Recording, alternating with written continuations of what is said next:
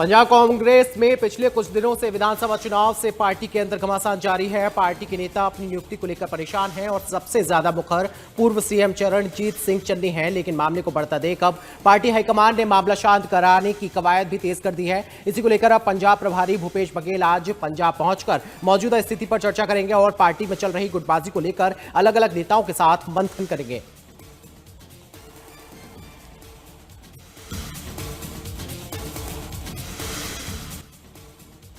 होशियारपुर नगर निगम चुनाव में आम आदमी पार्टी ने शानदार प्रदर्शन करते हुए बहुमत हासिल किया है। कुल 50 वार्डों में से आप ने 35 वार्डों पर जीत दर्ज की है। वहीं कांग्रेस ने 9 वार्डों पर जीत दर्ज की है, जबकि बीजेपी को 3 वार्डों में सफलता मिली है। वहीं 3 सीटों पर निर्दलीय उम्मीदवारों ने जीत दर्ज की।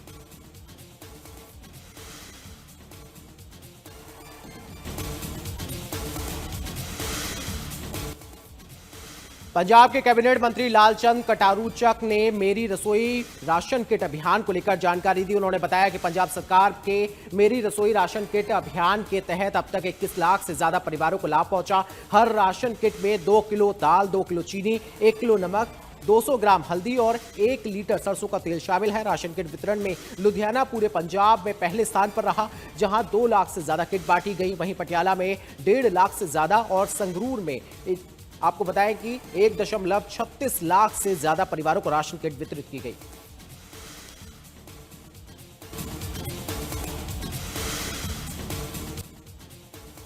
हरियाणा के मुख्यमंत्री नायब सिंह सैनी ने जालंधर में आयोजित श्री पीयूष मुनि जी महाराज की 39वीं दीक्षा जयंती के सेवा सम्मान समारोह में भाग लिया। सीएम सैनी ने कार्यक्रम में जनसभा को संबोधित भी किया। अपने संबोधन में उन्होंने कहा कि पंजाब की पवित्र भूमि, उसकी समृद्ध सांस्कृतिक विरासत और खेल उद्योग की उपलब्धियों के बारे में जिक्र किया। उन्होंने कहा कि पंजाब और हरियाणा का रिश्ता केवल सीमाओं का नहीं बल्कि दिलों का है। साथ ही कांग्रेस पर प्रहार करते हुए उन्होंने कहा कि कांग्रेस के डीएनए के अंदर लड़ाई और ये लड़ाई बड़े लेवल पर है। कांग्रेस लोगों से किया एक भी वादा पूरा नहीं कर पाई।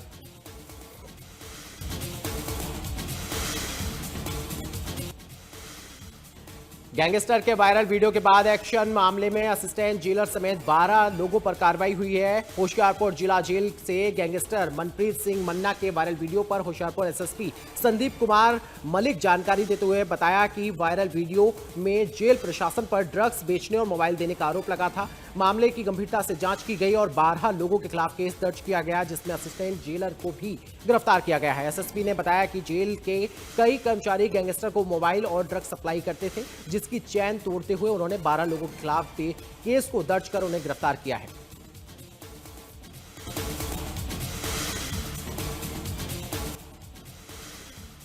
प्रधानमंत्री नरेंद्र मोदी 17 जुलाई को हरियाणा दौरे पर रहेंगे और जींद में आयोजित कार्यक्रम में शामिल होंगे। यहां प्रधानमंत्री नरेंद्र मोदी देश की पहली हाइड्रोजन ट्रेन का उद्घाटन करेंगे। ये ट्रेन सोनीपत से जींद के बीच चलेगी। साथ ही पीएम मोदी कई विकास कार्यों का उद्घाटन और शिलान्यास भी करेंगे। पीएम मोदी के कार्यक्रम को लेकर मुख्यमंत्री नायब सिंह सैनी की व्यवस्था का जायजा लेने के लिए आज जींद जाएंगे और कार्यक्रम को लेकर अधिकारियों के साथ चर्चा करेंगे। साथ ही सीएम सैनी बीजेपी नेताओं कार्यकर्ताओं के साथ भी मुलाकात कर सकते हैं। इस दौरान हरियाणा बीजेपी की प्रदेश अध्यक्ष डॉक्टर अर्चना गुप्ता भी मौजूद रहेंगी।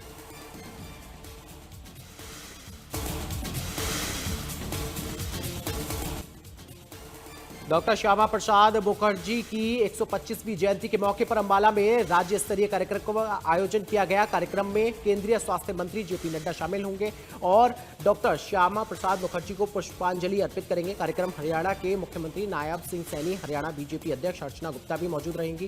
कार्यक्रम को लेकर सभी तैयारियां पूरी कर ली गई हैं। इस दौरान एक जनसभा को भी संबोधित किया जाएगा, जिसमें बीजेपी नेताओं और कार्यकर्ताओं भी शामिल होने वाले हैं।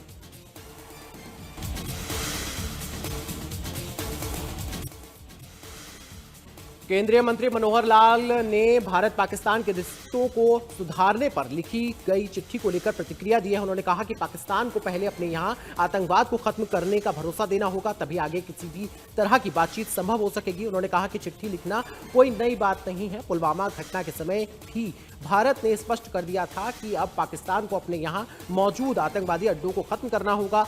जब तक पाकिस्तान इस पर कठोर आश्वासन नहीं देता, तब तक अन्य मुद्दों पर बातचीत का कोई मतलब नहीं।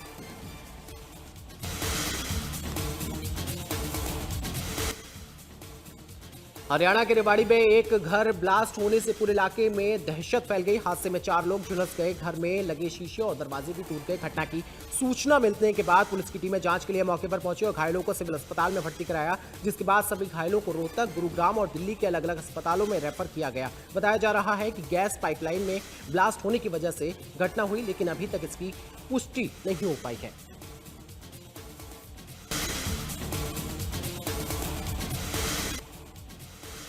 मानसून की बढ़ती सक्रियता और मौसम विभाग द्वारा भारी बारिश की चेतावनी देने के बाद पंचकुला पुलिस ने लोगों को घग्गर नदी के किनारे पर न जाने की अपील की है। साथ ही पुलिस द्वारा लोगों को अन्य नदी और नालों से भी दूरी बनाए रखने की अपील की है। नागरिकों की सुरक्षा के लिए पुलिस प्रशासन द्वारा भारतीय नागरिक सुरक्षा संहिता 2023 की धारा 163 को भी लागू किया गया है।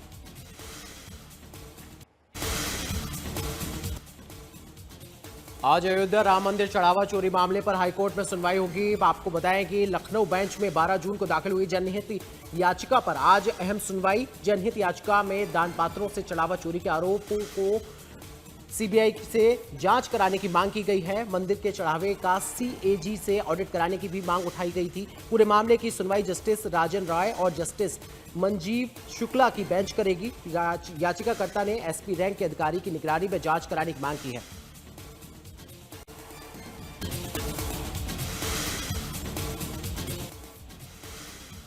अयोध्या में आज श्री राम जन्मभूमि तीर्थ क्षेत्र ट्रस्ट की अहम बैठक होने वाली है। इस बैठक पर पूरे देश की नजर टिकी है। अयोध्या ट्रस्ट के कोषाध्यक्ष गोविंद देव गिरी ने सभी नियमित और सदस्यों को बैठक में शामिल होने के लिए कहा है। कयास लगाए जा रहे हैं कि बैठक में महासचिव चंपत राय और ट्रस्टी अनिल मिश्रा के इस्तीफों पर अंतिम फैसला हो सकता है। साथ ही बैठक में एसआईटी की शुरुआती रिपोर्ट, वित्तीय दस्तावेज, नई प्रशासनिक व्यवस्था और सीईओ की नियुक्ति जैसे अहम मुद्दों पर चर्चा होगी।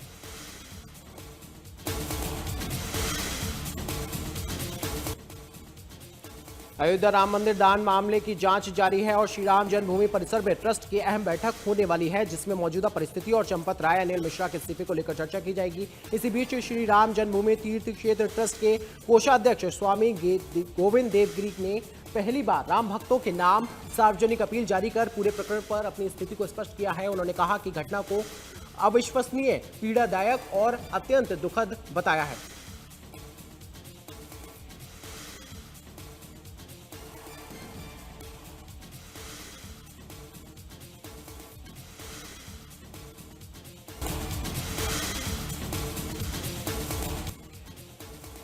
उत्तर प्रदेश की योगी आदित्यनाथ की अध्यक्षता में यूपी कैबिनेट की अहम बैठक होने वाली है। सीएम आवास पर होने वाली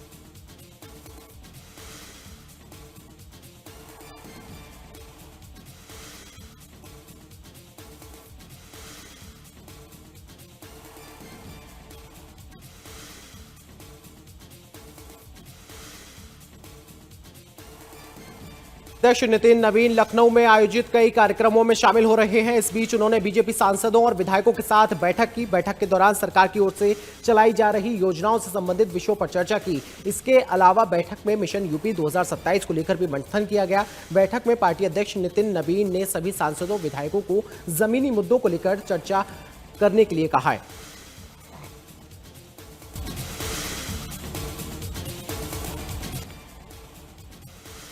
श्री बद्रीनाथ धाम में चढ़ावे की धनराशि की गणना को लेकर उठे विवाद के बीच बद्रीनाथ केदारनाथ मंदिर समिति ने बड़ी कार्रवाई करते हुए 6 कर्मचारियों को कारण बताओ नोटिस जारी किया है। मुख्य कार्यकारी अधिकारी ने निजी सहायक सहित 6 कर्मचारियों को नोटिस जारी कर 3 दिनों के अंदर अपना स्पष्टीकरण प्रस्तुत करने की निर्देश दिए हैं। नोटिस के अनुसार प्रमोद नौटियाल से उनके विरुद्ध लगाए गए आरोपों के संबंध में स्पष्टीकरण मांगा गया है। वहीं भूपेंद्र कुमार, संदेश मेहता, जगमोहन बर्तवाल और संतोष तिवारी से चढ़ावे की धनराशि की गणना के दौरान निर्धारित ड्यूटी पर उपस्थित न रहने के संबंध में जवाब तलब किया गया है।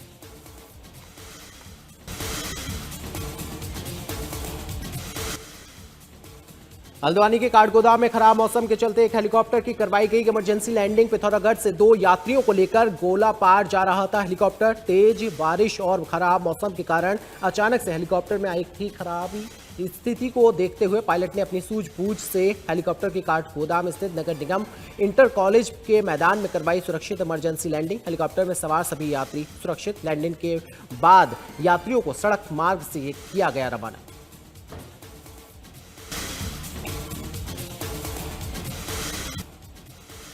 और दिल्ली से एक सनसनीखेज मामला सामने आया है, जहां एक महिला की बिल्डिंग की तीसरी मंजिल से गिरकर संदिग्ध परिस्थितियों में मौत हो गई। महिला की पहचान 28 साल की आकृति सुतार के रूप में हुई है। जानकारी के अनुसार आकृति एक कंपनी में सेल्स एग्जीक्यूटिव थी, जिसकी 24 अप्रैल को ही शादी हुई थी। परिजनों ने बताया कि 4 जून की शाम को मौत से पहले उनकी आकृति से फोन पर बात हुई थी, लेकिन उसके बाद उनसे संपर्क नहीं हो सका। कुछ समय के बाद थाने से घटना की सूचना मिली, तब परिवार को जानकारी हुई। परिवार इसे हादसा या आत्महत्या मानने से मना कर रहा है। वहीं पुलिस हर पहलू से मामले की जांच कर रही है।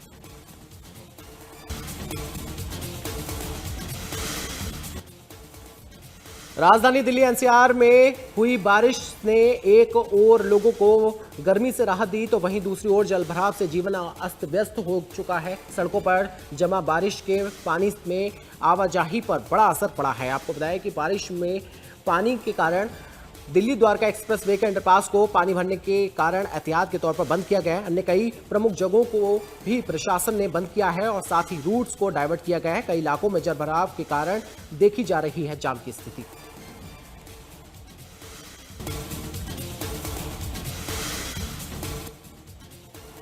जम्मू और कश्मीर के सांबा जिले में अचानक आई बाढ़ के चलते बसंतर नदी में 5 लोग तेज बहाव के बीच फंस गए, जिन्हें एसडीआरएफ और पुलिस टीम की मदद से सुरक्षित बाहर निकाल लिया गया। नदी का जलस्तर कुछ ही मिनटों में इतना बढ़ गया कि सभी लोग बीच धारा में घिर गए। उनके पास बाहर निकलने का कोई रास्ता नहीं बचा। तेज बहाव और मुश्किल हालात के बावजूद इंस्पेक्टर परवेज अहमद खांडे ने खुद मोर्चा संभाल लिया। पुलिस ने पूरी प्लानिंग के साथ रेस्क्यू शुरू किया। एक एक कर सभी 5 लोगों को सुरक्षित बाहर निकाला गया।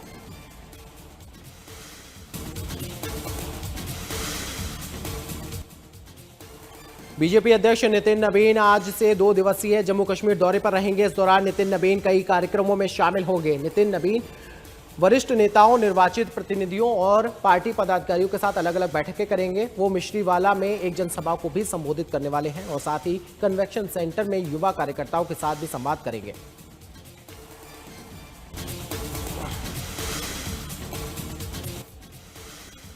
केंद्रीय मंत्री जेपी नड्डा ने पश्चिमी एशिया में चले युद्ध के बीच भारत में उर्वरकों की उपलब्धता को लेकर बड़ा बयान दिया है। उन्होंने कहा कि मिडिल ईस्ट में शुरू हुए संघर्ष की वजह से पूरी दुनिया की सप्लाई चेन पूरी तरह से प्रभावित हुई है। उर्वरकों की कीमतें आसमान छूने लगी हैं और माल पहुंचाने में लगने वाला समय भी बढ़ गया है, लेकिन भारत सरकार शुरू से ही सतर्क और तैयार थी। आज भी उर्वरक और कच्चा माल लेकर आने वाले कुल 15 जहाज सुरक्षित रूप से हार्मुज स्ट्रेट पार कर चुके हैं।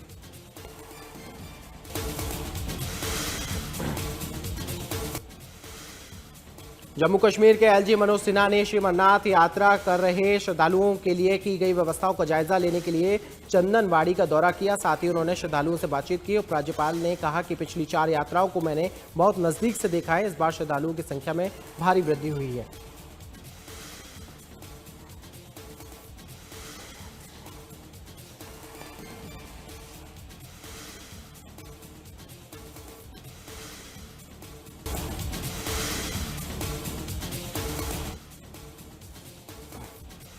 इजराइल के प्रधानमंत्री बेंजामिन नेतन्याहू ने ईरान को लेकर एक बार फिर से बड़ा बयान दिया है। उन्होंने कहा कि अमेरिका के राष्ट्रपति ट्रंप और उनका लक्ष्य एक ही है कि ईरान को परमाणु हथियार नहीं बनाने देंगे। उन्होंने कहा कि हम दोनों चाहते हैं कि ईरान अपना परमाणु हथियार कार्यक्रम पूरी तरह खत्म करे।